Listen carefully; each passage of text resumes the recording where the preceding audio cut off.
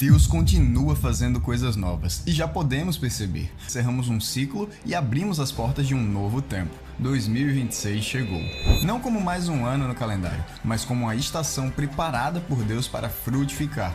As sementes lançadas em oração, fé e perseverança não ficaram esquecidas. Aquilo que foi plantado no silêncio agora começa a gerar vida, porque quando permanecemos no Senhor, o fruto é inevitável. 2026 será um ano de crescimento, de amadurecimento e de colheita. Haverão desafios, mas não caminharemos sozinhos. Haverão lutas, mas também força renovada. Momentos difíceis, mas nunca sem esperança. Creia, o que ainda não foi visto, ouvido ou imaginado está sendo preparado por Deus. Este é o tempo de florescer, de prosperar no propósito e de viver tudo aquilo que Ele sonhou antes mesmo de você pedir.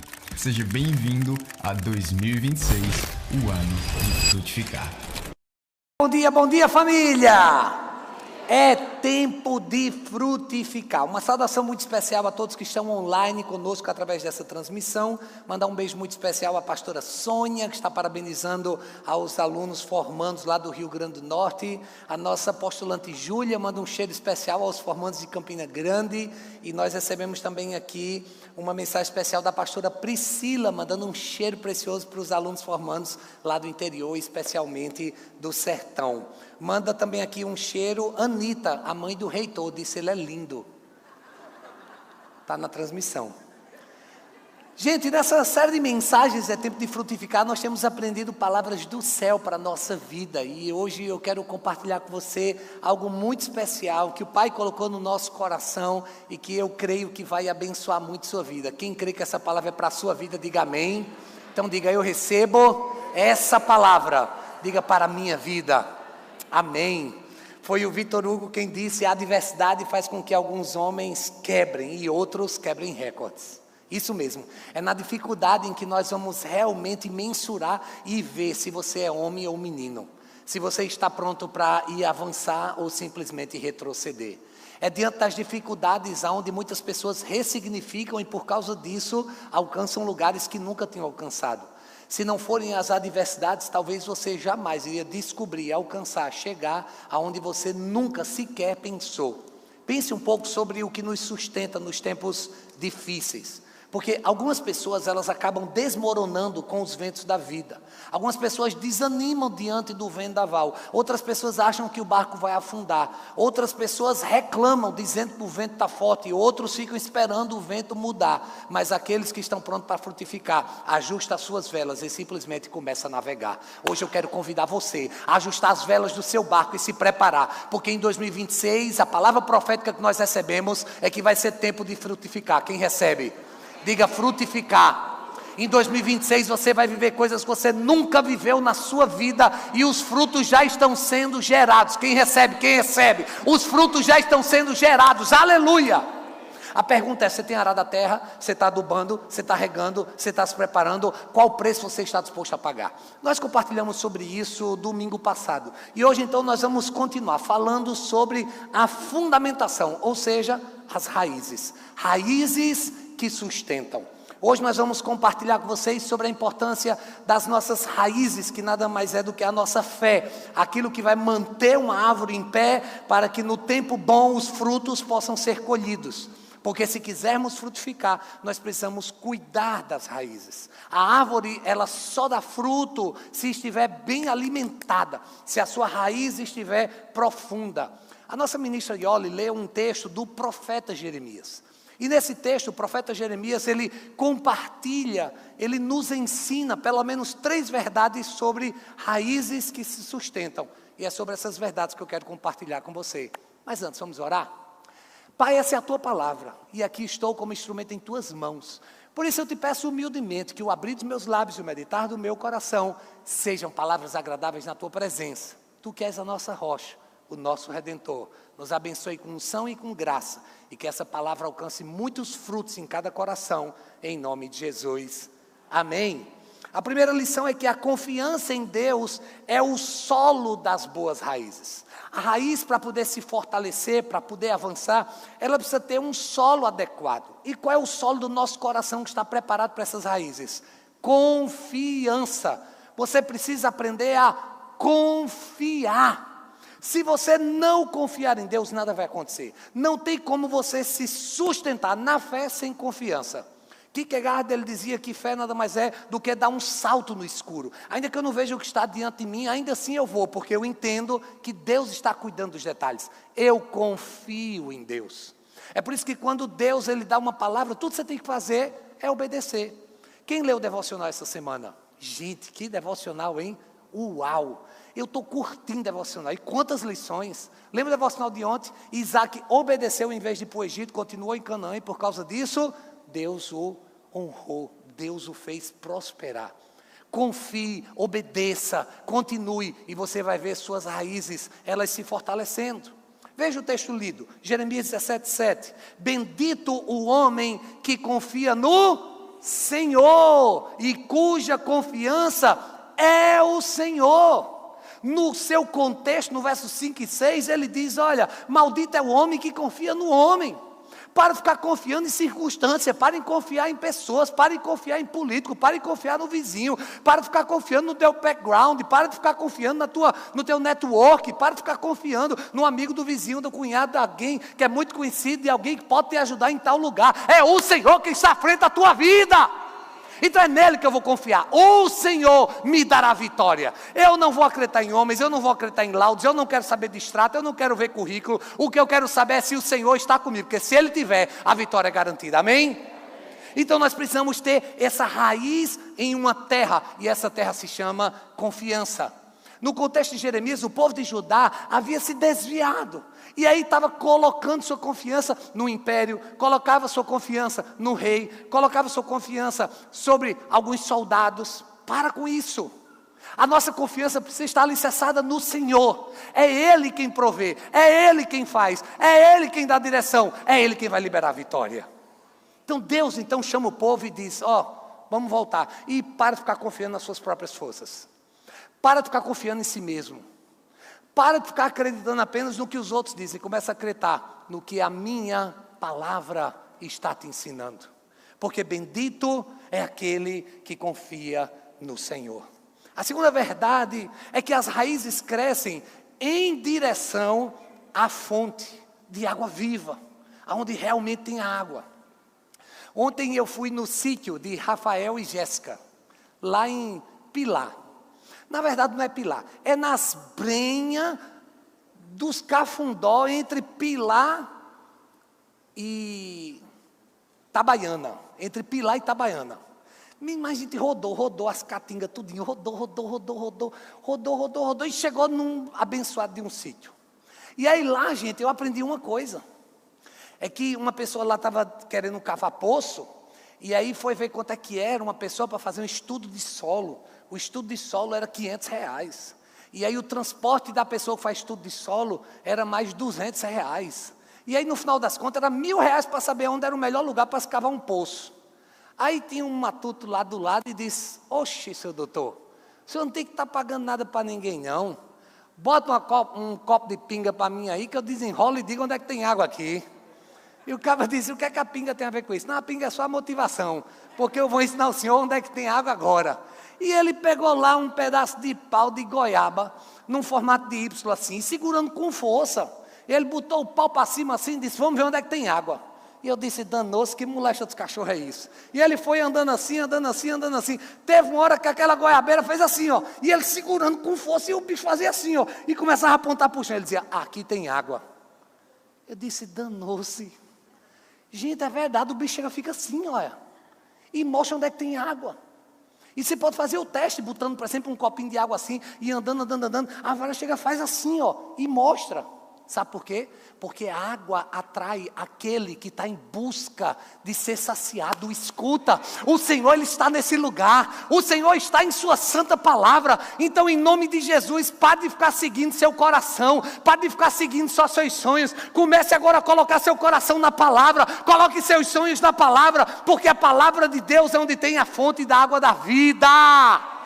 É em Jesus, é nele. Ele precisa ser o lugar onde nós vamos nos saciar. O texto diz assim, ó, é como uma árvore plantada junto às águas, que estende as suas raízes até o ribeiro.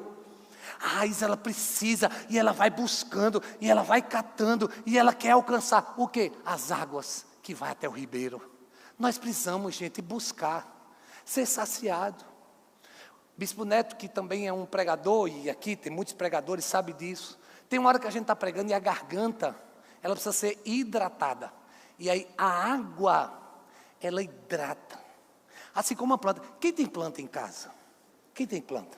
Eu não estou falando de flor do deserto, não. A flor do deserto não conta para a ilustração que eu vou contar. Mas a minha esposa ganhou uma orquídea. Negócio difícil da moléstia de cuidar, tal da orquídea. É água assim, dia sim, dia não, dia sim, dia não, dia sim, dia não, dia sim, dia não. Aí um dia você deu topada, não deu no outro dia a bicha morreu. As flores caem, depois que a flor cai, lascou, não nasce de novo não. Você tem que cortar, tem que pegar esse negócio, tem que replantar, para começar de novo e depois de muito surgir de novo. Aí Linda disse, por que não comprou algum de plástico? Mas o fato é que eu amo plantas. Não é à toa que na catedral tem várias plantas. E eu acredito que esse cuidado da planta é muito importante. Sabe? Então, para mim, faz parte da minha liturgia o aguar, o cuidar das plantas. É por isso que quando eu viajo e volto, as minhas plantas estão todas tristes. Elas estão todas assim, amarguradas. Sabe por quê? Porque ninguém na minha casa tem sequer força para conversar com minhas plantas e nem aguá-las. As bichinhas ficam tristes. Quando eu chego, eu digo, linda mulher, tu não tem vergonha não? Olha a nossa flor como está triste, ela está com a mesma cara. Não mudou nada. Claro que mudou, ela está triste. Você está inventando história. Estou não, amor, olha, chega, está murchinha. Elas que conversa. Dito e feito, gente, quando a gente bota, chega a bicha se arreganha assim, ó. Não estou falando de linda não, estou falando da planta. Fica feliz e tal, sabe? Porque é a importância da água, escute. Você vai morrer seco se você não buscar a fonte da água da vida. E essa fonte é Jesus, é a palavra. É por isso que nós precisamos nos voltar para a palavra. Quantos estão sendo abençoados com os vídeos na palavra todo dia? Gente, que produção, hein? Uau! Vocês viram o vídeo da pastora Emília? Que ela está grávida, agora tudo eu vou pegar no pé dela. Ou no bucho dela. Menina arrasou. Ela sempre falou muito bem, mas agora que está grávida, está falando melhor. Vocês viram?